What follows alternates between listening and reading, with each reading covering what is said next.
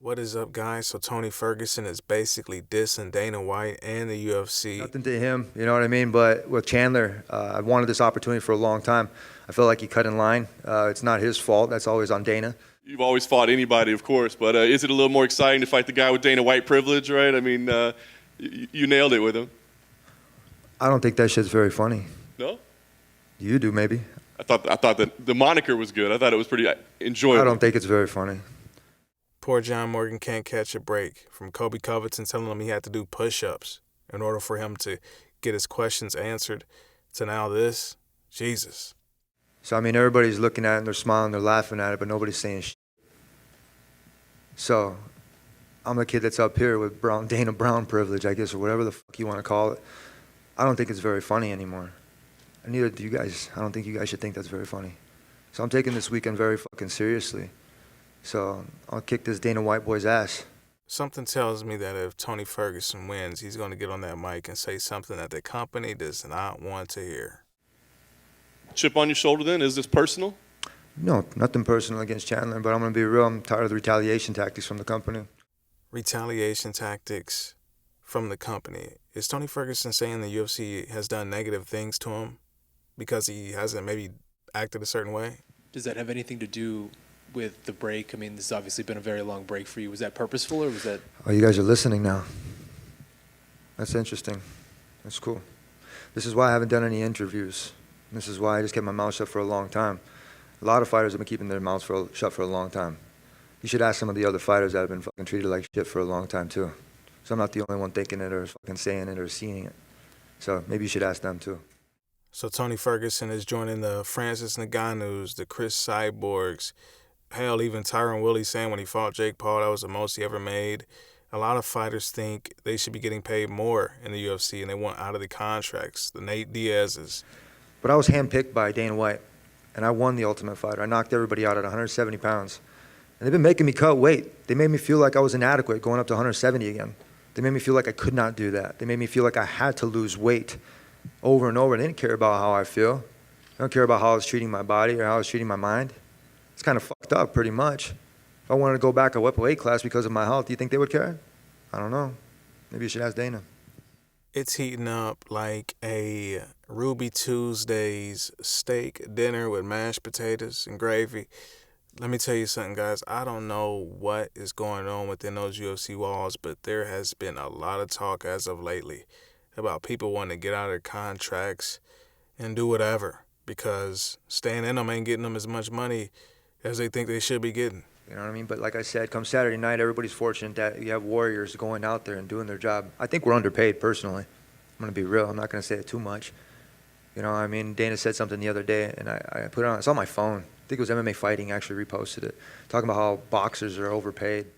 So the statement Tony Ferguson is talking about from Dana White is where he says there's always going to be headbutting. Dana White said on the Pivot podcast when asked about UFC fighter pay, do you make enough money? Do you? I want to meet that guy that goes, oh, I'm good. I make plenty of money. I don't need another dime. You're never going to meet that guy. It's never going to happen.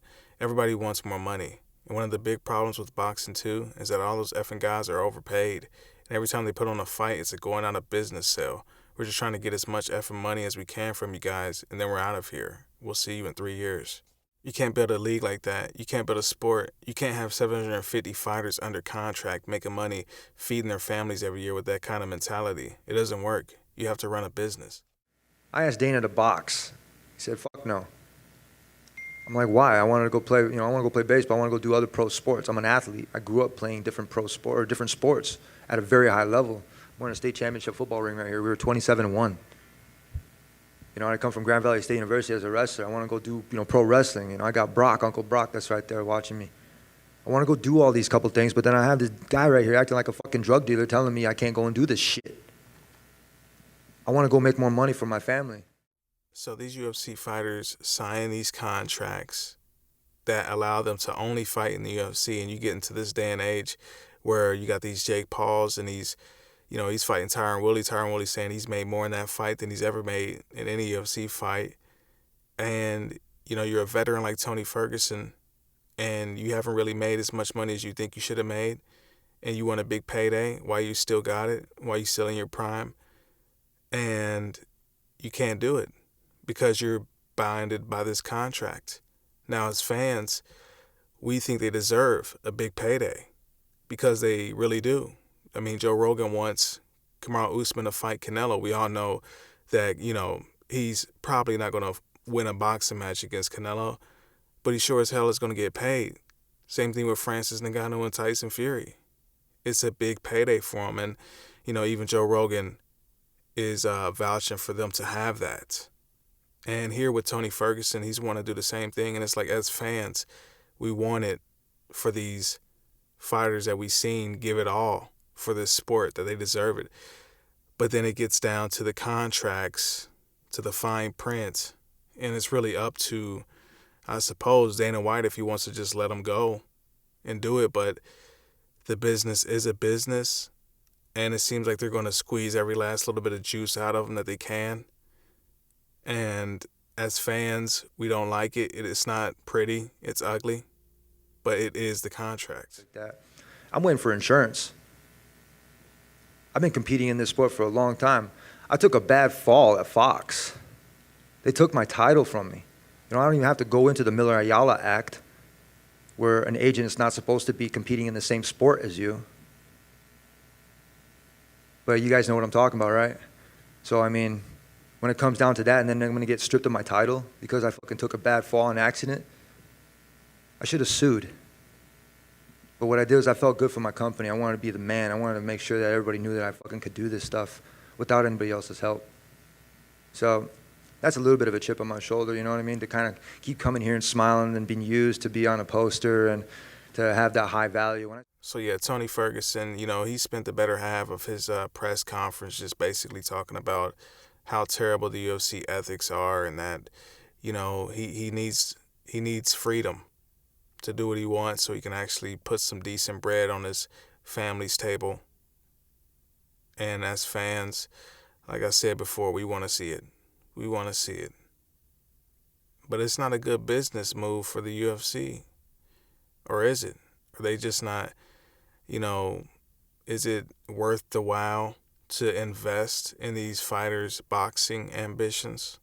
If they throw money behind Kamaru Usman versus Canelo, they split it, 50-50? Kamaru gets 50 and the UFC gets 50%. Is it worth their while? I mean, they did it with Conor McGregor. It was definitely worth it then, but see, is it worth it with a Tony Ferguson, a Kamaru Usman, a Francis Ngannou? I mean, if you look at the people that they're fighting, then yeah, Canelo's going to sell tickets. Tyson Fury's going to sell tickets. And if the UFC promotes it, it should do pretty good numbers. I mean, I'm not at the analytical table at the UFC knowing what they're thinking, but it's interesting.